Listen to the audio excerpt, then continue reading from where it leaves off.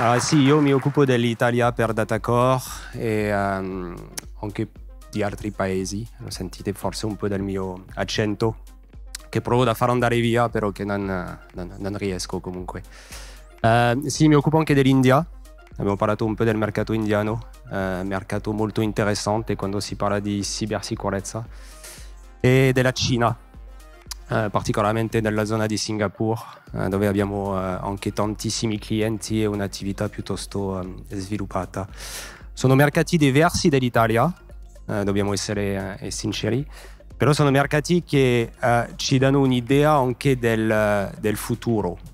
Insisto su questo, ci danno un'idea del futuro non tanto nell'innovazione, ma la dinamica e la logica di investimenti è così grande. Ho visto qualche dati europei quando andate su questi paesi asiatici c'è una logica di investimento nell'intelligenza artificiale e la cybersicurezza che è molto più ampia. E ovviamente abbiamo dei trend che sono ogni tanto meno organizzati di quelli che troviamo in Europa, però che con questo volume comunque ci danno delle tendenze. Noi il tema non è una sicurezza perimetrica, ma è la sicurezza delle vostre infrastrutture informatiche. Ok? Parliamo sempre di queste infrastrutture per renderle robuste. Allora, c'è un tema che il mio collega qui lo chiama anti-fragile. Allora, so che è un po'... Ma la logica è questa, è che oggi un'infrastruttura informatica deve evolvere. E per evolvere ha due soluzioni. La prima è di andare sul cloud. Okay? Se volete avere sicurezza non c'è da cercare troppo, il cloud è una delle evidenze principali. Se volete rimanere interne, per tantissime ragioni di prezzo, di sicurezza, dovete far evolvere il vostro zoccolo, si dice così, l'ho imparato anche a Venezia poco fa, zoccolo infrastrutturale. E per farlo evolvere dovete andare verso il software. Dovete tenere il minimo di materiale nell'azienda. Questo insisto, e questa è la logica dell'antifragile. Più siete verso la logica di software, un software più lo attacchiamo, più evolve.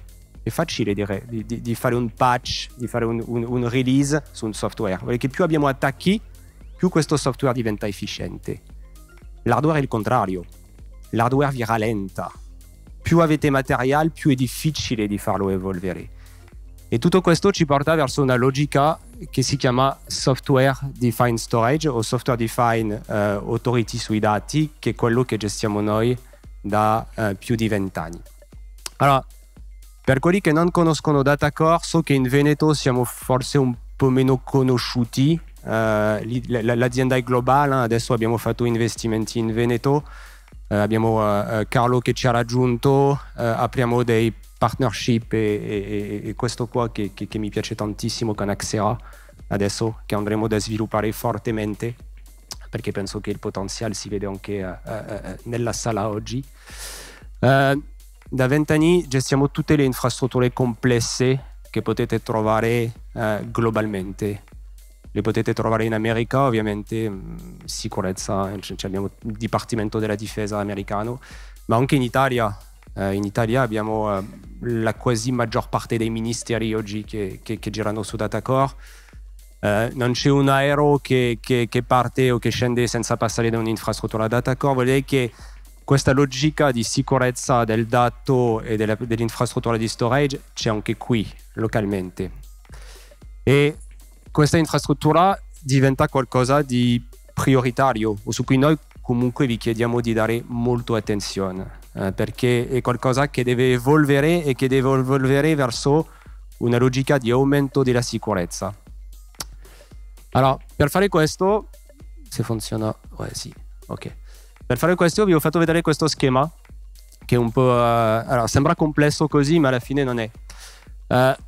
On top vedete delle applicazioni che avete tutti, che giravano prima su dei server, che sono passati a delle macchine virtuali e che domani saranno tutti su dei container. Okay? L'idea oggi maggioritariamente è che Kubernetes andrà ad prendere comunque il ruolo principale delle vostre infrastrutture informatiche. La containerizzazione non è niente, è un tema importante per gli application vendor, però sarà un tema anche per voi. Solo per la vostra informazione, al KubeCon che c'è stato a Parigi quest'anno in Europa, c'è 2 volte più gente del VMworld. solo per rendervi conto un po' come l'onda sta cambiando per andare verso la containerizzazione. Anche Kubernetes comunque è un dato di fatto nei 5 prossimi anni. Questa cosa qua deve parlare con diversi sistemi, allora, dove mettete i vostri dati. Possono essere dei server, possono essere dei SAN, dei NAS, del cloud, se comprate un volume su AWS o su Azure. E l'idea principale è garantire l'accesso su diversi protocolli che sono completamente diversi. Sapete che avete dei database che possono essere strutturati, non strutturati, potete avere dei file, tante cose diverse, e dei nuovi workload che stanno arrivando, l'IoT, queste cose qua. Assicurare un livello di servizio che porta sicurezza, questo insistiamo, e fornire dell'analytics, perché oggi l'informatica interno di un'azienda deve avere la stessa efficienza di un cloud provider. Se volete mettere in pista un sistema informatico, dovete appoggiarvi alle stesse norme, dovete mettere in pista gli stessi tipi di processi e dovete essere capaci di fornire la stessa riportistica. E questo non è una cosa facile. Vuol dire che l'analytics e la capacità di tirare fuori i dati sensibili è qualcosa di importante che trovate qui sui control plane. Vuol dire che l'idea generale di Datacore è: assicuriamo che l'accesso sia corretto, mettiamo dei set di servizi che vi permettono di fornire il livello di sicurezza necessario e vi diamo la reportistica associata. Per fare questo c'è diverse soluzioni che abbiamo comprato aziende alla fine, perché oggi comunque ripartire da zero è completamente inutile. Abbiamo comprato diverse aziende. Uno, Datacore, che conoscete, è l'azienda principale, che aveva un approccio molto block e storage primario. Lo storage primario sono tutti i vostri database ERP, PLM, database, sapete, le Oracle, le SQL, le cose classiche, transazionali puro. Con l'avvento dell'object storage e del dato non strutturato, NoSQL, MongoDB, Snowflake, per quelli che conoscono, è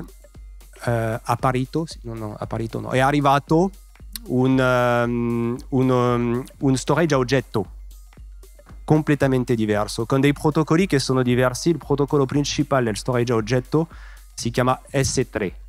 Sapete, lo storage che trovate sul cloud? Semplicemente nella vostra azienda dovete mettere un storage che sia lo stesso che lo storage che c'è sul cloud, perché questi database, questi applicativi sono cloud native, funzionano così. Anche per voi, se volete mantenere un livello di servizio, dovete andare verso una logica a oggetto.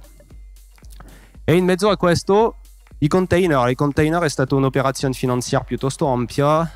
Dietro di noi c'è un venture capital che si chiama Insight Partner, per quelli che seguono un po' l'attualità finanziaria.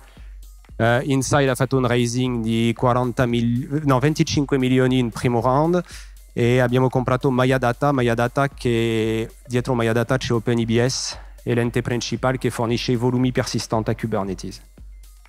Dietro questo, per darvi un'idea, tutti i data center Microsoft che avete su Azure hanno un storage OpenEBS che gira per far funzionare i container. La storia è facile, era di uscire con dei prodotti. Qui ce li abbiamo, non voglio farvi tutta la presentazione commerciale, non penso che sia quello che vi interessa, ma l'idea generale è di essere capace, se torno un attimo indietro, di passare da questo slot, il nostro si chiama Sun Symfony, block storage, classico, per andare verso questo qua, a oggetti. È una transizione che si fa mano a mano, ma è una transizione che porta tantissimo interesse per voi per diverse ragioni che vi spiegherò dopo. E la principale è che abbiamo un primo storage, un primo sistema di gestione dei dati che è rischioso, devo essere sincero, lo vendiamo per carità, abbiamo migliaia di clienti, ma rischioso solo per base, per i suoi concetti. E un secondo storage che vedete a oggetto, che lui invece è qualcosa che si chiama immutabile. Non so se avete già sentito parlare della logica di immutabilità, ma quando lo storage è immutabile, tutte le logiche di protezione perimetriche che metto in pista, di gestione, non sono più neanche utili, perché il dato comunque rimane scritto e rimane non modificabile. E dietro non modificabile ovviamente non abbiamo più CryptLocker, non abbiamo più ransomware e tutte le cose che i miei colleghi della sicurezza conoscono benissimo. Anche l'idea è di transitare verso questo. E non è che una cosa che si fa facilmente, ma è una cosa che si può fare e che oggi permette di arrivare a dei risultati che sono ottimi. Per questo vi faccio vedere velocemente come copriamo alla fine i diversi rischi che c'è sulla vostra infrastruttura. Il primo rischio principale è che cade, che non funziona più. E per questo avete già, penso, per la maggior parte di voi, implementato delle logiche di business continuity, di disaster recovery. Dietro c'è delle normative ISO 27001 che conoscete. E per quelli un pochino più avanti c'è anche delle logiche di replicazione geografiche. In America c'è una legge che si chiama la Sarbanes-Oxley per le aziende che sono quotate, ma esiste anche in Italia per le aziende quotate, non mi ricordo più il minimo di fatturato, che è una legge 262, questa è quella attuale. E l'idea è semplicemente che la vostra infrastruttura informatica, sia tramite un cloud provider come Axera, sia voi su diversi siti, sia semplicemente distribuita su diversi siti in Italia, perché oggi non siamo coperti dai allegamenti, non siamo coperti da problemi elettrici, e ovviamente se volete avere una vera business continuity non la potete vedere solitamente o puramente Veneto, la dovete vedere forse un pochino più larga. Poi che la logica di business continuity è quella che è seguito di disaster recovery con la synchronous replication che vedete qua. È un tema penso che avete già iniziato. Oggi in Europa hanno fatto una nuova norma, vediamo se la cosa va avanti, che l'idea è buona, vediamo se riusciamo a portarla avanti. Si chiama NIS 2, ok? La normativa NIS 2 dice che dovete avere 3 copie di questo dato, 3 copie consistenti. Non so se qualcuno che si rende conto di quello che, perché 3 copie consistenti è un problema vero, grande. Ok? Noi abbiamo, che sulle soluzioni oggi lavoriamo su come qualcosa che si chiama freeway mirror, la capacità di mirrorare 3 volte. A livello tecnologico lo facciamo, dopo i specialisti di Axera vi diranno che c'è anche delle reti in mezzo che devono assicurare questo, con delle latenze da rispettare. È ovviamente un po' più complesso, però un NIS 2 ci deve portare verso questo livello di affidabilità. Dobbiamo coprire delle logiche di corruption di dato, e questo abbiamo dei sistemi di ricostruzione come l'erasure coding, e anche delle logiche che si chiamano air gapping per avere alcuni siti, particolarmente i siti di air, che sono completamente staccati dal resto della rete, e questo è l'air gapping che è incluso ovviamente nelle soluzioni. E dopo dobbiamo essere capaci di andare contro questi problemi di sicurezza che sono i cryptlocker, ransomware, queste cose qua. Allora, ovviamente i sistemi di storage hanno molto evoluti, perché sapete prima facevamo dei backup. Avete tutti dei backup nella vostra azienda. Questi backup spessissimo sono anche dei backup differenziali. Che avete io vedo ancora aziende che hanno delle grandi aziende, per carità, che hanno delle LTO, sapete, con 20 record, e tutto è differenziale, che se ce n'è uno in mezzo che non funziona, alla fine il resto non è neanche recuperabile. E ovviamente oggi i sistemi di storage permettono di fare qualcosa che si chiama dell'hashing, e che permette di verificare costantemente che il dato che ci ho salvato è un dato consistente e che posso usare. Questa è una prima cosa. Il vantaggio di questi sistemi di verifica è che ci permettono anche di rispettare qualche norme legale. L'esempio classico è: voi avete un parking per le macchine, ok? Registrate la gente per verificare chi entra, chi esce. Sapete che dopo 2 settimane questo dato deve essere cancellato, e questo deve essere fatto automaticamente per rispettare le normative. Questo è di una complessità dura, perché voi quando archiviate dati fate fatica ad andare a verificare quando il dato è entrato, quando il dato viene cancellato, e che l'hashing permette di fare questo. E per quelli più avanti avete bisogno di andare a cercare nei metadati un parcheggio. Ad esempio noi gestiamo i parcheggi, gestiamo tutta la videosorveglianza delle metropolitane di Milano. Se c'è una persona che passa, ovviamente tramite diversi tipi di algoritmi, LLM o no, non dobbiamo mettere della generative IA dappertutto perché non è neanche vero, ma la realtà è che quando qualcuno passa o una targa di macchina passa, dobbiamo essere capaci su un video di 3 ore di andare a cercare il momento che è passato. Questo, il metadato, e più il dato è arricchito, più riusciamo a farlo. E questo è l'object storage che ci permette di arrivarci. E alla fine fornire diversi sistemi di autentificazione, di detezione, che permettono di arrivare a un livello di sicurezza più ampio. Per fare questo c'è diversi modi di deployment. Prima un'infrastruttura informatica, non so se vi ricordate, era fatto di tantissimi server attaccati a dei switch, networking, dei SAN doppiati. Oggi c'è una cosa che è un'onda un po' non passata oggi, ma diciamo più conosciuta, che è l'iperconvergenza che è arrivata sul mercato. Tanti di voi oggi hanno già, penso, delle infrastrutture iperconvergenti da loro. Che possiamo fare un deployment già su delle macchine virtuali. Domani riusciamo, e lo facciamo già oggi, anche in Italia, su clienti piuttosto grandi, sappiamo mettere a disposizione uno storage che rispetti tutte le caratteristiche che vi ho fatto vedere prima su una solita macchina, un nodo, rispettando le Razor Coding. Le Razor Coding richiede 3 macchine minimo. Ma qui siamo riusciti con la containerizzazione da riportare tutto questo su un nodo. E questo vi permette oggi nelle vostre aziende di prendere un server, installarlo, mettere un storage a oggetto, questo storage a oggetto diventerà immutabile e con un nodo riuscite a far funzionare un storage che alla fine è un'estensione del cloud on-premise. Questa estensione del cloud on-premise si chiama semplicemente in marketing l'edge computing. Avete sentito parlare di edge computing su alcuni. Alla fine con un singolo nodo riusciamo a mettere in pista un storage completamente sincronizzato e un storage completamente staccato dai sistemi operativi, perché il container, l'applicazione è completamente staccata dal sistema operativo.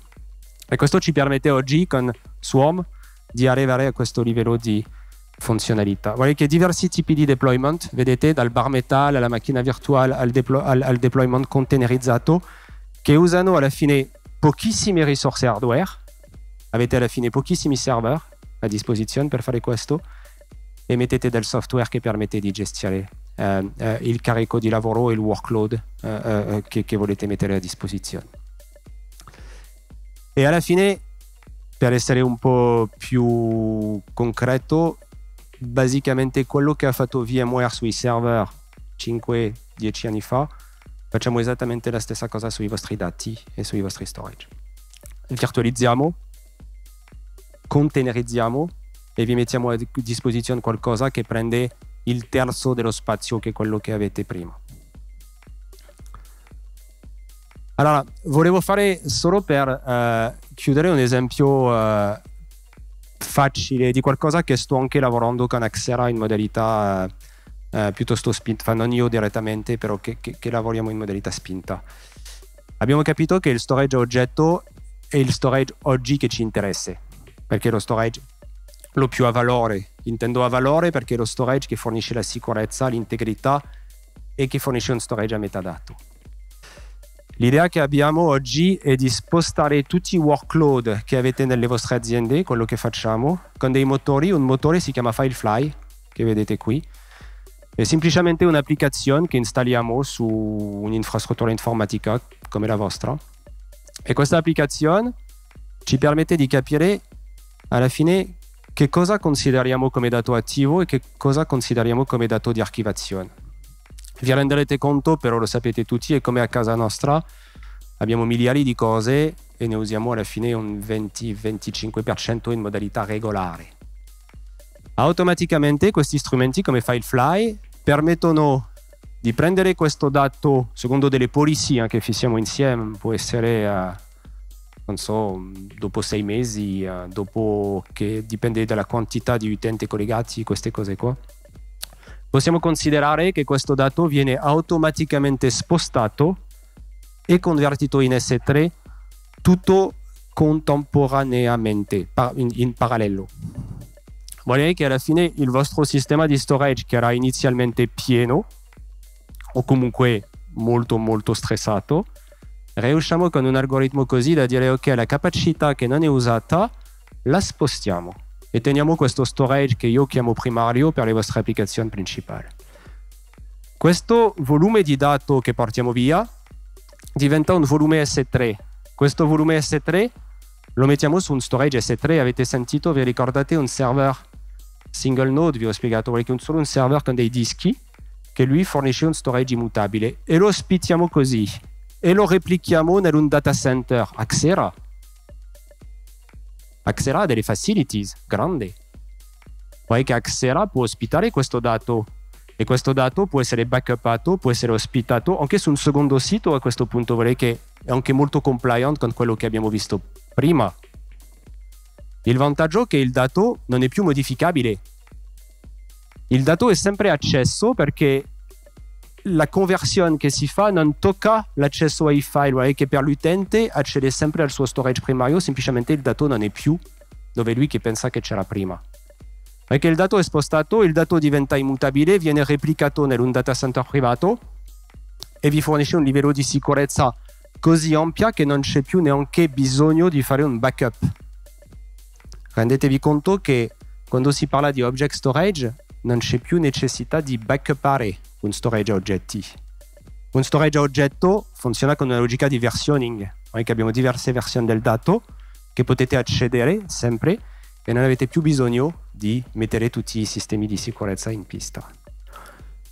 Questo sistema alla fine è piuttosto facile da mettere in pista, è qualcosa che noi adesso stiamo mettendo in pista un po' dappertutto, che vi incoraggio da valutare e che vi permetterà di assicurare che tutti i vostri dati secondari, archive, video, file vengono sicurizzati, che i vostri backup, anche loro possono essere portati su un'infrastruttura object, diventano immutabili e non c'è più bisogno di avere paura di ransomware, cryptlocker e queste cose qua, e alla fine il costo abbasserà. Perché lo storage secondario oggi che ospitate su dei sistemi che avete pagati come il nostro Sun Symphony, i sistemi primari, intendo dischi, SSD, NVMe o sistemi di storage primario, è importante. Perché più riuscite a spostarlo, più avete qualcosa, ovviamente, che economicamente ha senso. L'ROI su questa cosa qua è qualcosa che potete valutare, siamo sotto un anno, dipende da capacità e investimenti, però possiamo essere sotto un anno. E col vantaggio, e su cui insisto, sarà la cosa finale per me, col vantaggio di avere dei service provider che sono locali. Perché quando cominciamo a spostare il dato su un attore che si chiama Amazon, Wasabi o anche Microsoft, sulla carta è bello. La problematica di questo è che se domani ho messo 50 tera di backup su un Wasabi o un Amazon, se domani la mia azienda ha bisogno di recuperare 50 tera di backup, ci vuole 2 a 3 settimane per recuperare i dati e riportarli dentro. E qui che Microsoft, Amazon ha capito e hanno capito il valore dei provider locali, delle aziende come Axera che c'è sul territorio. Perché queste aziende qua, più che fornirvi dei servizi che sono più o meno allo stesso livello tecnologico, hanno anche capacità di mettere dei servizi di prossimità. Perché se domani avete i vostri backup in Axera, che l'azienda ha bisogno di recuperare 50 tera, sono convintissimo che il gruppo di Axera prende anche un NAS di storage e riporta fisicamente il dato localmente da voi per far ripartire l'azienda. Anche questo è quello che volevo evidenziare. Alla fine è tecnologia, evoluzione, questo dobbiamo farlo, ma pensate molto molto alla prossimità dei vostri partner, perché se un sabato alle 2 del mattino avete bisogno di qualcuno, vi assicuro che non sarà né Amazon, né Datacore, né VMware. Io mi ricordo il discorso con il CTO di Esselunga su questo. Sarà Axera e i partner locali che saranno con voi per sistemare la soluzione. Ok, ho finito.